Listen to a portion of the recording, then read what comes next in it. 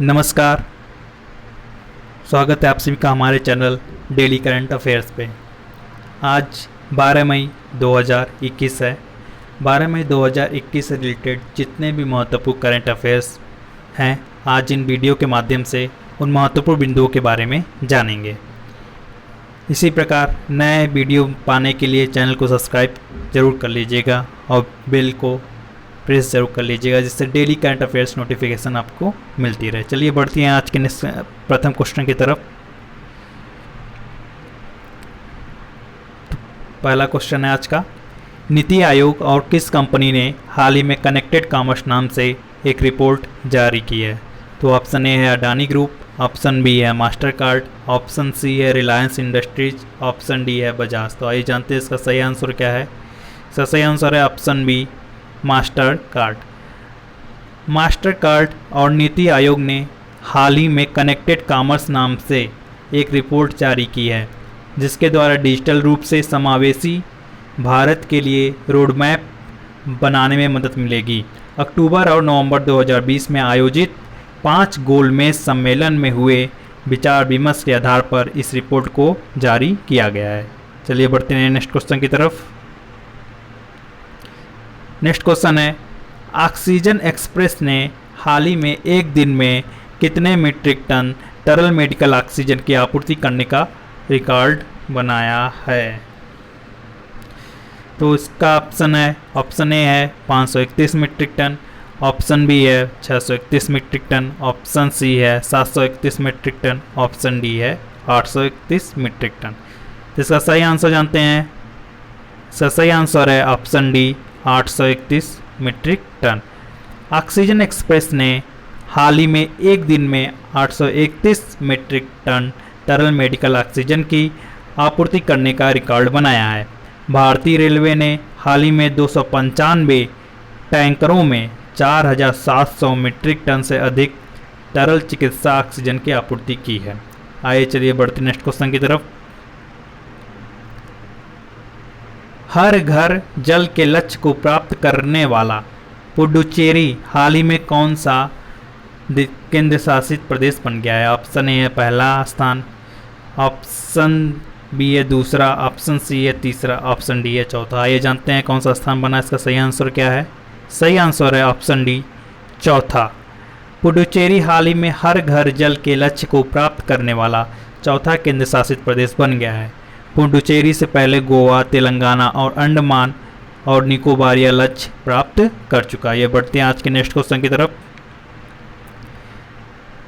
इनमें से कौन सी भारतीय क्रिकेटर कोरोना वैक्सीन लगवाने वाली पहली महिला खिलाड़ी बन गई हैं? ऑप्शन ए है स्मृति मंधाना, ऑप्शन बी है मंजू शर्मा, ऑप्शन सी है नीलिमा जोगलेकर, ऑप्शन डी है गार्गी बनर्जी। तो आइए जानते हैं इसका सही आंसर क्या है। इसका सही आंसर है ऑप्शन ए स्मृति मंधाना।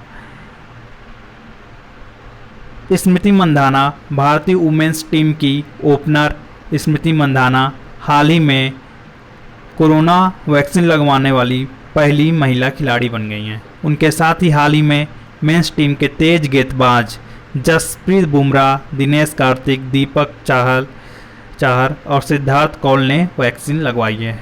आइए चलिए बढ़ते हैं नेक्स्ट क्वेश्चन की तरफ। कितने वर्षीय उभरती एस्ट्रोनॉट एलिजाबेथ नॉर्मन का बनाया गया स्टिकर एस्ट्रोलिज लैब कैप्सूल में रखकर चांद पर भेजा जाएगा? ऑप्शन ए है 5 वर्षीय, ऑप्शन बी है 7 वर्षीय, ऑप्शन सी है 9 वर्षीय, ऑप्शन डी है 12 वर्षीय। तो इसका सही आंसर है 7 वर्षीय। हाल ही में 7 वर्षीय उभरती एस्ट्रोनॉट एलिजाबेथ नॉर्मन का बनाया गया स्टिकर एस्ट्रोलिज लैब कैप्सूल में रखकर चांद पर भेजा जाएगा। वे विश्व की पहली बच्ची हैं जिसकी बनाई चीज़ चांद पर जाएगी। ये बहुत ही बड़ी बात है और गर्व की बात है। आइए बढ़ते हैं नेक्स्ट क्वेश्चन की तरफ। हाल ही में किस देश के जनगणना के सरकारी आंकड़े के मुताबिक पिछले एक दशक में देश की आबादी 72 मिलियन बढ़कर 1.411 बिलियन हो गई है? तो ऑप्शन ए इसका जापान, ऑप्शन बी है अमेरिका, ऑप्शन सी है रूस, ऑप्शन डी है चीन। तो इसका सही आंसर है ऑप्शन डी चीन।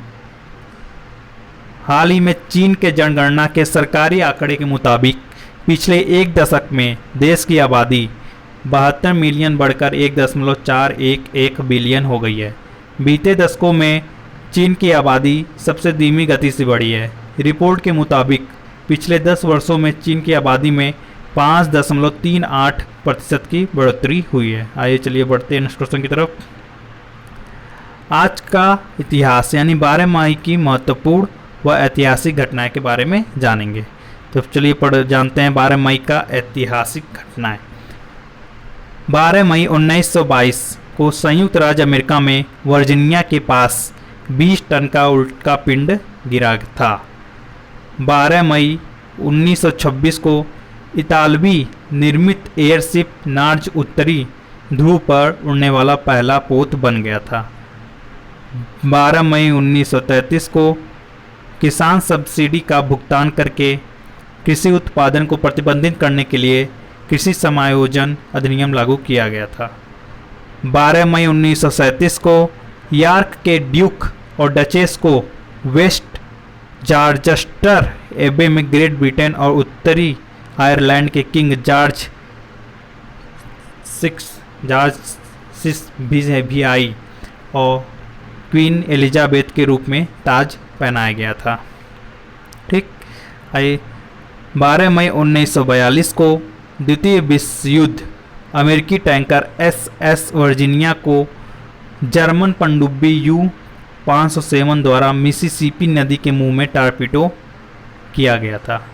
12 मई 1947 को फ्रिज फ्रेलेन द्वारा निर्देशित कार्टून रैबिट ट्रांजिट को पहली बार प्रदर्शित किया गया था।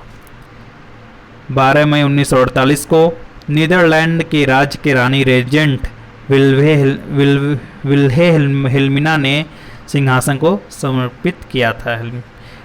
12 मई 1949 को शीत युद्ध सोवियत संघ ने बर्लिन में नाकाबंदी को हटा दिया था। 12 मई 1965 को सोवियत अंतरिक्ष यान लूना 5 चंद्रमा पर दुर्घटना ग्रस्त हो गया था।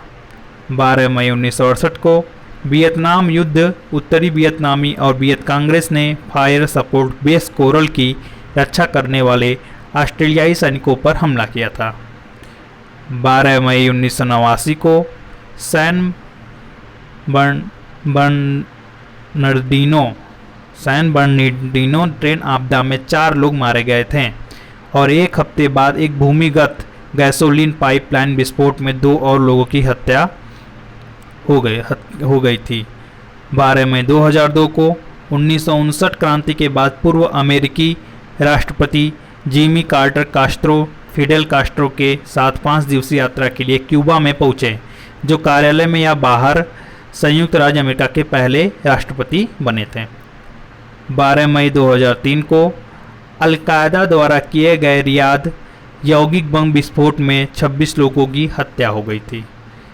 12 मई 2006 को ईरानी एजेरिस एक ईरानी पत्रिका में अपमानजनक के रूप में प्रकाशित एक कार्टून की व्याख्या करती हैं, जिसके परिणाम स्वरूप पूरे देश में बड़े पैमाने पर दंगे हुए थे। 12 मई 2015 को नेपाल में आए भूकंप में 218 लोग मारे गए थे और 35,000 से ज़्यादा लोग घायल हो गए थे। 12 मई 2017 को दुनिया भर में 400,000 से अधिक कंप्यूटरों पर एक रैनसमवेयर ने हमला किया था। कितने हजार? 400,000 से अधिक। आइए जानते हैं 12 मई को प्रसिद्ध जन्मे व्यक्ति के बारे में। 12 मई 1820 को आधुनिक नर्सिंग आंदोलन की जन्मदाता एक नर्स फ्लोरेंस नाइटिंगेल का जन्म हुआ था। 12 मई 1945 को भारत के 37वें मुख्य न्यायाधीश के जी बालाकृष्णन का जन्म हुआ था। 12 मई 1954 को राजनीतिज्ञ एवं तमिलनाडु के 13वें मुख्यमंत्री के पलानीस्वामी का जन्म हुआ था। 12 मई 1989 को भारतीय महिला क्रिकेट खिलाड़ी शिखा पांडे का जन्म हुआ था। निम्न में से किस देश के फूड एंड ड्रग एडमिनिस्ट्रेशन से 12 से 15 साल के बच्चों के लिए फाइजर बायोएनटेक की कोरोना वैक्सीन को मंजूरी दे दी है? पहला है जापान, अमेरिका, सी ऑस्ट्रेलिया, ऑप्शन डी चीन। तो इसका ऑप्शन ए बी है अमेरिका। अमेरिका के फूड एंड ड्रग एडमिनिस्ट्रेशन ने हाल ही में